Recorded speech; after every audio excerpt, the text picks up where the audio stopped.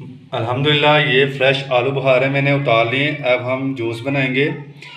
अगर आपके घर में ऐसे पौधे लगे हैं, दरख्त लगे हैं, तो कोई आपके घर में गेस्ट आ जाए तो उसको ये फ्रेश जूस बना के, अब ब्लेंडर से हमने इसको अच्छे तरीके से ब्लेंड कर लिया।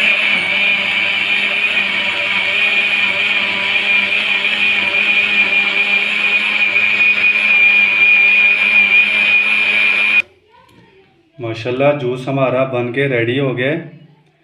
एक जग में इसको निकाल लेंगे और छान लेंगे ताकि ऊपर का जो छिलका ताकि निकल जाए।